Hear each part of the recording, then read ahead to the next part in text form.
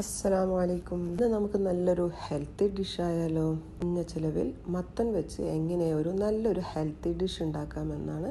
വേണ്ട ചേരുവകൾ: നല്ല പഴുത്ത മത്തൻ 1 kg, അരിപ്പൊടി മലബാർ പത്തൽപ്പൊടിയാണ് ഞാനിവിടെ യൂസ് ചെയ്തിട്ടുള്ളത്, ഉപ്പ് പാകത്തിന്, തിരകിയ തേങ്ങ 1 തേങ്ങ ചിരവിയത്, നേന്ത്രപ്പഴം 1, ശർക്കര പൊടിച്ചത് 1 കപ്പ്, ഏലക്കായ 1/2 ടീസ്പൂൺ, നെയ്യ് 2 ടീസ്പൂൺ, അണ്ടിപ്പരിപ്പ് മുന്തിരി 1/4 കപ്പ്. ഇനി ഇതെങ്ങനെ തയ്യാറാക്കുന്നതെന്ന് നോക്കാം. മത്തൻ തൊലി കളഞ്ഞ് നന്നായി കഴുകിയതിന് ശേഷം കുറച്ച് ഉപ്പ് ചേർത്ത് വേവിച്ചെടുക്കുക. ചൂടാറിയതിന് ശേഷം നന്നായി അരച്ചെടുക്കുക. ആ അരപ്പിലേക്ക് നമ്മൾ എടുത്തു വെച്ചിട്ടുള്ള 2 കപ്പ് അരിപ്പൊടി ചേർക്കുക. മാവ് ലൂസാണെങ്കിൽ നമുക്ക് കുറച്ചുകൂടി അരിപ്പൊടി ചേർക്കാവുന്നതാണ്.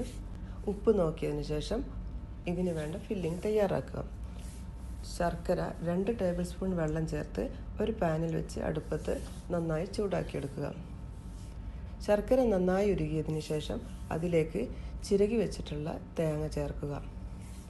തേങ്ങ ചേർത്ത് നന്നായി ഇളക്കിയതിന് ശേഷം ശർക്കരയിലെ വെള്ളം വറ്റുന്നത് വരെ ഇളക്കിക്കൊണ്ടിരിക്കുക.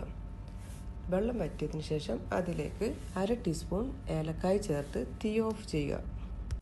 ഒരു ചെറിയ പാൻ അടുപ്പിൽ വെച്ച് അതിലേക്ക് 2 ടീസ്പൂൺ നെയ്യ് ഒഴിച്ച് അണ്ടിപ്പരിപ്പും മുന്തിരിയും ഇട്ട് നന്നായി വറുത്തെടുക്കുക. ആ നെയ്യിലേക്ക് തന്നെ നമുക്ക് ചെറുതായി അരിഞ്ഞു വെച്ചിട്ടുള്ള നേന്ത്രപ്പഴം ചേർത്ത് കൊടുത്ത് നന്നായി വഴറ്റിയെടുക്കുക.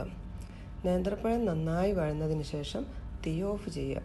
നേന്ത്രപ്പഴത്തിലേക്ക് നമ്മൾ നേരത്തെ തയ്യാറാക്കി വെച്ചിട്ടുള്ള തേങ്ങയും അണ്ടിപ്പരിപ്പും മുന്തിരിയും കൂടെ ചേർത്ത് നന്നായി മിക്സ് ചെയ്ത് ഫില്ലിംഗ് ചൂടാറിയതിന് ശേഷം നമ്മൾ നേരത്തെ തയ്യാറാക്കി വെച്ചിട്ടുള്ള അരിയുടെ മാവെടുത്ത് ഓരോ ഉരുളകളാക്കി എടുക്കാം.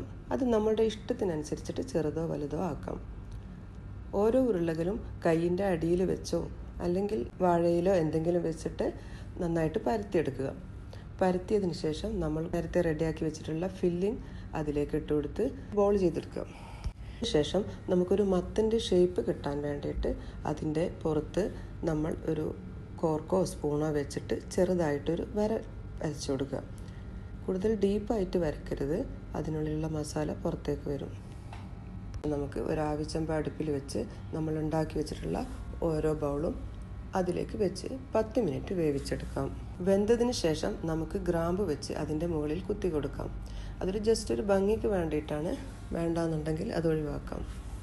നമ്മുടെ വളരെ ടേസ്റ്റി ആയിട്ടുള്ള ഹെൽത്തി ആയിട്ടുള്ള മത്തൻ ബോൾ ഇവിടെ റെഡി ആയിട്ടുണ്ട്. കുട്ടികൾക്കും മുതിർന്നവർക്കും ഒരുപാട് ഇഷ്ടപ്പെടുന്ന ഒരു ഡിഷാണിത്. ഇത് ഓയിലോ പഞ്ചസാരയോ ഒന്നും നമ്മൾ ഇതിലേക്ക് ആഡ് ചെയ്യുന്നില്ല.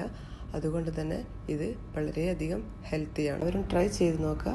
ഫീഡ്ബാക്ക് അറിയിക്കാൻ മറക്കല്ലേ. താങ്ക്